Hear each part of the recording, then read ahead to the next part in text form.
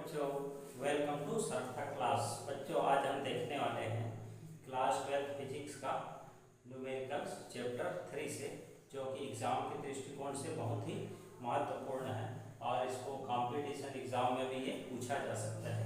ठीक है, चलिए देखते हैं। तो ये क्वेश्चन है, एक तार को खींचकर उसकी लंबाई जो है 3 गुनी कर दी जाती है, तो उसका प्रतिरोध जो है वो कितना गुना हो जाएगा। ठीक है, एक तार को खींचकर लंबाई तिगुनी कर दी जाती है, उसका प्रतिरोध कितना गुना हो जाएगा। तो तार को खींचने से उसकी लंबाई बढ़ती है लेकिन त्रिज्या कम होती है और उसका जो आयतन है वो क्या रहता है, सेम रहता है। ठीक है, तो तार को खींचने पर लंबाई बढ़ेगी, त्रिज्या घटेगी, किंतु आयतन वही रहेगा। इस चीज को याद रखना है दिमाग में।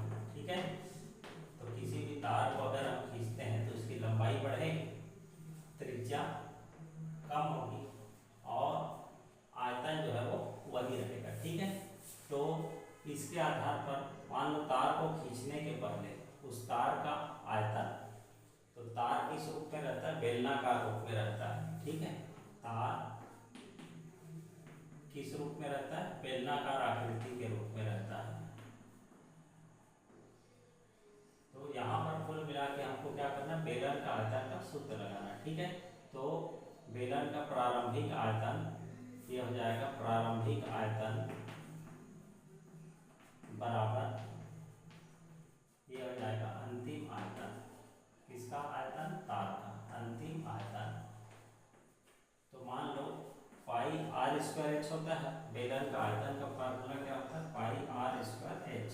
तो इसी सूत्र के आधार पर ये हो जाएगा, मान लो पहले त्रिज्या r1 थी तो r1 हो जाएगा और ये हो जाएगा उसकी लंबाई प्रारंभ में L1, यहाँ पे आ जाएगा पाई r2 स्क्वायर इंटू L2, पाई से पाई कैंसिल आउट हो जाएगा, L1 अपान L2 बराबर ये हो जाएगा R2 अपान R1 का होल स्क्वायर।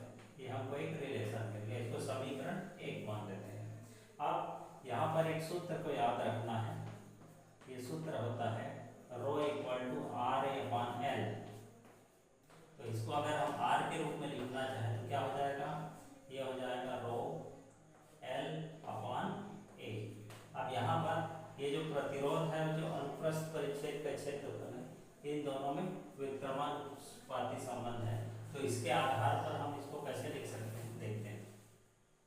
तो ये हो जाएगा R1 अपान R2 बराबर, यहाँ पर L R जो है मतलब प्रतिरोध जो है वो तार की लंबाई के क्या है, अनुक्रमानुपाती है और उसके जो अनुप्रस्थ परिच्छेद का क्षेत्रफल उसके व्युत्क्रमानुपाती होता है। तो L1 अपान L2 हो जाएगा।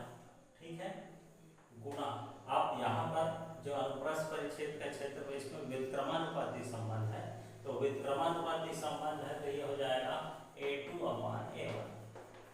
क्लियर हो गया, मतलब लंबाई में अनुक्रमानुपाती संबंध थी, R1 अपान R2 है, L1 अपान L2 होगा, लेकिन अनुप्रस्थ परिच्छेद के क्षेत्रफल में व्युत्क्रमानुपाती संबंध है, इसलिए A2 अपान A1 लिखेंगे। ठीक है, तो R1 अपान R2 बराबर L1 अपान L2, ये ऐसे रहेगा। अब यहाँ पर ये जो A2 और A1 है ये बेलन के आधार का क्षेत्रफल का सूत्र है। ठीक है, तो यहाँ पे पाई R1 स्क्वायर अपान पाई R2 स्क्वायर। तो ये A1 A2 जो है वो क्या है, A1 A2 क्या है, बेलन के आधार का क्षेत्रफल, बेलन के आधार का क्षेत्रफल। ठीक है, तो ये इसका सूत्र होता है। ठीक है, तो पाई से पाई यहाँ पर कैंसिल हो जाएगा, तो R1 अपान R2 बराबर L1 अपान L2 गुना, अब यहाँ पे R1 अपान एक मिनट, ये A2 है तो यहाँ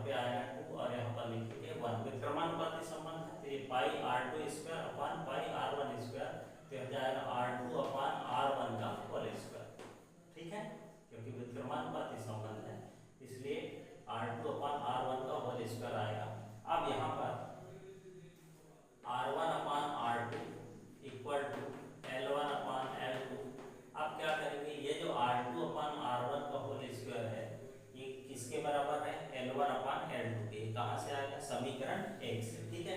तो इसको हटा के इसके जगह में L1 अपान L2 ले लेंगे। ये कहाँ से आया, फ्रॉम इक्वेशन 1, समीकरण 1 से, ठीक है। तो ये R1 upon R2 equal to L1 upon L2 के होल स्क्वायर के बराबर होता है। ये एक रिलेशन है, इस रिलेशन को याद रखना है, ठीक है। अब प्रश्न में क्या बोल रहा है, तार को खींचकर उसकी लंबाई 3 गुनी कर दी जाती है। तो पहले तार की लंबाई क्या थी, ये दिया हुआ है। पहले तार की लंबाई थी L1, बाद में तार को खींचने पर उसकी लंबाई कितनी हो गई, L2। तो L2 जो है मतलब खींचने के बाद उसकी लंबाई, पहले जो लंबाई थी L1 उसका कितना गुना हो जाता है, 3 गुना। तो L2 इक्वल टू 3L1, ये हमको क्वेश्चन में दिया हुआ है, ठीक है। अब इसको इक्वेशन 2 लेते हैं। अब इक्वेशन 2 में L2 को रिप्लेस करके उसके जगह में 3L1 ले लेंगे। तो क्या मिल जाएगा, R1 upon R2 equal to L1, और L2 किसके बराबर है, 3L1 के, ठीक है। और इसका होल स्क्वायर, तो L1 से L1 कैंसिल हो जाएगा। तो R1 अपान R2 बराबर 1 अपान 3 का होल स्क्वायर। अब क्या कर देंगे, इसका स्क्वायर कर देंगे। तो जब इसका स्क्वायर करेंगे तो इस प्रकार से आ जाएगा R1 अपान R2 बराबर 1 अपान 3 का स्क्वायर क्या होगा, 1 अपान 9।